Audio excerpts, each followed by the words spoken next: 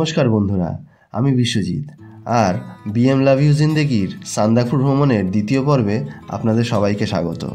আজ আপনাদের নিয়ে যাব টুমলিং। ৯৬০০ ফিট উচ্চতায় অবস্থিত পাহাড়ের কোলে সাজানো ছবির মতো একটা ছোট্ট গ্রাম। এর আগের ভিডিওতে আপনাদের সঙ্গে শেয়ার করেছি আপনারা কিভাবে মানেভঞ্জন পৌঁছবেন আর মানেভঞ্জন থেকে কিভাবে টুমলিং পৌঁছবেন। আজকেই টুমলিং যাওয়ার পথে যে সমস্ত জায়গাগুলো আপনি ভিজিট করতে করতে যাবেন সেইগুলো সম্পর্কে আমরা প্রথমেই ধারণা দেওয়ার চেষ্টা করব। প্রথমেই আমরা চলে যাব চিত্রে। ছবির মতো সাজানো এই চিত্রে একটা মনেস্ট্রি আর সাথে রয়েছে সুন্দর ভ্যালি, যেখানে নিমেষেই কিভাবে সময় পার হয়ে যাবে আপনি বুঝতেই পারবেন না।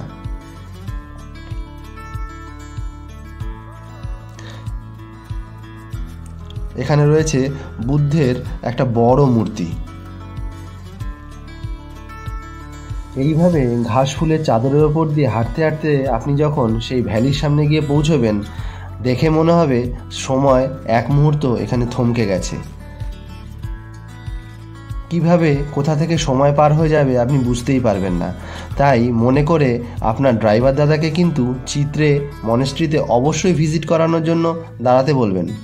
এরপরে আমরা চলে যাব মেঘমা, মেঘের দেশ মেঘমা। আপনার এক মুহূর্ত মনে হবে যে পুরো আকাশ ভরা মেঘ এই পাহাড়টাকে চারিদিক দিয়ে চাদরের মতো ঘিরে রেখেছে। এর এক অপূর্ব সৌন্দর্যতা।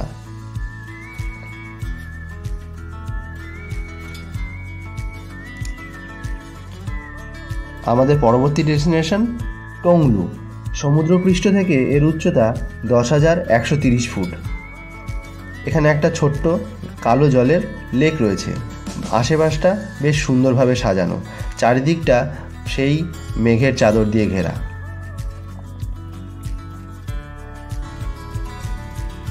দেখতে দেখতে আমরা সেই আঁকাবাঁকা পথ দিয়ে পৌঁছতে চলেছি আমাদের সেই প্রতীক্ষিত টুমলিং। টুমলিং পৌঁছানোর এই রাস্তা দিয়ে যখন আপনি যাবেন, আপনার দেখে মনে হবে আপনি চীনের প্রাচীরের ওপর দিয়ে চলেছেন। এরকম আঁকাবাঁকা রাস্তা দিয়ে যেতে কিন্তু আমাদের বেশ ভালোই লাগছিল। বাঁদিকে যে হোটেল লজগুলো দেখতে পাচ্ছেন, এটাই টুমলিংয়ের মেন থাকার জায়গা, যেখানে আপনার সমস্ত হোটেল ও লজগুলো রয়েছে। এই যে সিঙ্গালীলা ন্যাশনাল ফরেস্টের এন্ট্রি চেক পয়েন্টটা দেখতে পাচ্ছেন, এর থেকে আর 10 পা এগিয়েই ছিল আমাদের এই দাওয়া লজ। ছবির মতো সাজানো সুন্দর একটা ছোট্ট হোটেল। আমাদের একটা ছোট ভাইয়ের রেফারেন্সে আমরা কিন্তু এই জায়গাটা বুক করেছিলাম। এই দাওয়া লজ কিন্তু লোকেশন ওয়াইজ নেপালে অবস্থিত। আপনারা যে রাস্তাটা দেখতে পেলেন, ওটাই হলো ভারত আর নেপালের সীমান্ত। দাওয়া লজ ঠিক রাস্তার বাঁদিকে অবস্থিত, তার জন্য সেটার অবস্থান নেপালে। এই হোটেলটাকে আমরা থাকার জন্য কেন সিলেক্ট করেছি সেটা আপনাদেরকে আরেকটু পরে জানাবো। আপনারা এই হোটেলটাকে এইবারে আমাদের চোখ থেকে একটু ঘুরে ফিরে দেখে নিন। এই হচ্ছে আমাদের ফার্স্ট ফ্লোরের প্রথম যে রুম। আমরা বলেছিলাম দাদা আমাদের কিন্তু ফার্স্ট ফ্লোরেই ঘর দিতে হবে। ঘরে ঢুকতেই দুটো বেড, দেখে মনে হতে পারে সিঙ্গেল, কিন্তু এই দুটো বেডে শীতের সময় আরামসে আপনারা দুজন করে থাকতে পারবেন। প্রত্যেকটা বেডে ডবল করে ব্ল্যাঙ্কেট দেওয়া আছে, আর পাশেই রয়েছে এরকম কাচের জানলা, যেটা দিয়ে আপনি বাইরের অপার দৃশ্য দেখতে পাবেন।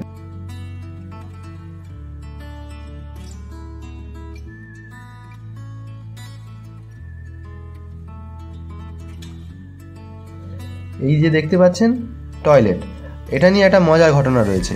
আমরা যখন হোটেল বুক করেছিলাম, এটা নিয়ে এই দাদার সঙ্গে রীতিমতো একটা তর্ক লেগে গেছিলো। ওনারা বলেছিল হোটেলের রুমে কিন্তু গিজার নেই, আমরা গরম জল দিয়ে দেবো। কিন্তু আমরা তখন ভেবেছিলাম এতজন মানুষের গরম জল কিভাবে ওনারা দিতে পারবেন।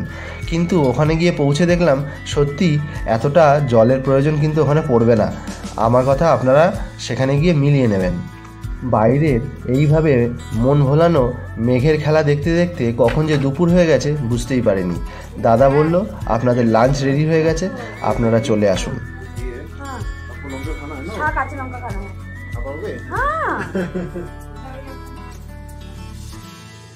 লাঞ্চে দাদা আমাদের জন্য ব্যবস্থা করেছিল ভাত, আলু ভাজা, স্কোয়াশের একটা মিক্স তরকারি, ডিমের ঝোল, ডাল, পাঁপড়, এছাড়াও রয়েছে স্যালাড ও সাথে আচার। এর আগের ভিডিওতেও আমি আপনাদেরকে বলেছি এই খাওয়ার টেবিলে বসার আগে আমি যে ভুলটা করেছিলাম, আমি একটু হাতটা ধুতে যাওয়ার জন্য নিচের কলে গেছিলাম। হাত ধুয়ে আসার পরে এক মুহূর্ত আমার সমস্ত আঙুলগুলো মনে হয় বরফের মতো জমে গিয়েছিল। কি করব, আমি ওই আঙুলগুলো নাড়িয়ে খাবার খেতে পারছিলাম না। বাঙালি হয়ে হাত দিয়ে ভাত না খেয়ে চামচ দিয়ে ভাত খাবো, তাই কোনো রকমে হাতটা পকেটে ঢুকিয়ে হাতের মধ্যে হাত ঘষে তারপরে কিন্তু হাতটাকে নর্মাল করে হাত দিয়ে মেখে এই গরম গরম ধোয়া ওঠা ভাত খেয়ে নিলাম। সারাদিন টায়ার্ড ছিলাম, তাই রুমে গিয়ে এবার একটু বিশ্রাম নেব। হোটেলের দাদাকে বলে রেখেছিলাম যদিও বা আকাশ মেঘলা, যদি সানসেট দেখার সুযোগ হয় তাহলে কিন্তু বিকেলবেলা আমাদেরকে একটু ডাকবেন। উনি কিন্তু ঠিক বিকেল 5টার সময় আমাদের দরজায় নক করেছিল। একেবারে সময় নষ্ট না করে তাড়াহুড়ো করে আমরা ছাদে গেলাম। যা দেখতে পেলাম এ এক মায়াবী দৃশ্য। বিশ্বাস করুন, আমি হাজার বলি না কেন, তা সত্ত্বেও আমি কোনো মতে এটা আপনাদের জন্য ক্যামেরা বন্দি করে আনতে পারবো না। দেখতে দেখতে সূর্য ঢলে পড়ল পাহাড়ের কোলে।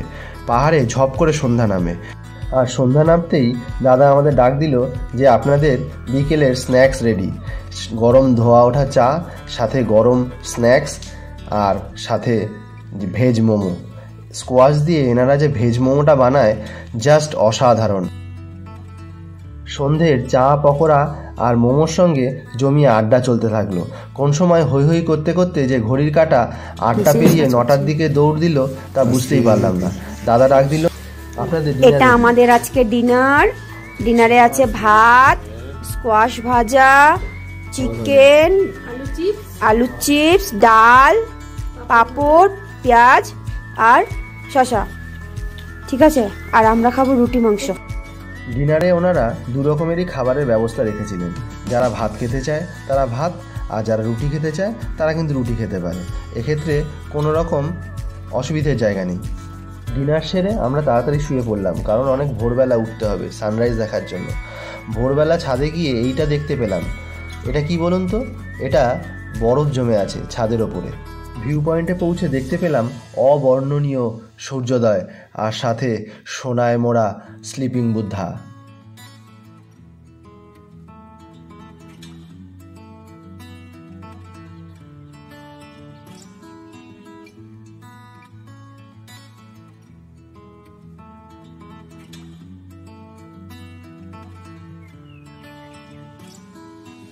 এক মুহূর্ত সবাই চুপ থেকে এই সময় ও দৃশ্যকে মনের ও ক্যামেরার মধ্যে বন্দি করার চেষ্টা করলাম। সাথে রাখার চেষ্টা করলাম আমাদের এই গ্রুপের চিরস্মরণীয় হয়ে থাকা কিছু মুহূর্ত।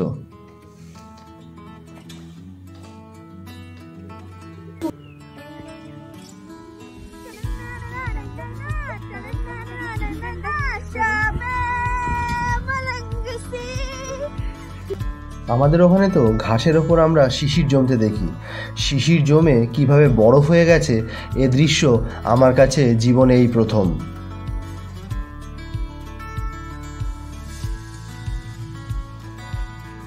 ভোরবেলার এই মুহূর্তগুলো আমাদের সঙ্গে স্মরণীয় করে রাখার জন্য এই কোথা থেকে একটা হাস্কি এসে আমাদের সঙ্গে সঙ্গ দিল। সেই সানরাইজ থেকে শুরু করে আমরা আবার হোটেলে ফিরে যাওয়া পর্যন্ত ও কিন্তু পুরো রাস্তাটাই আমাদের সাথেই ছিল।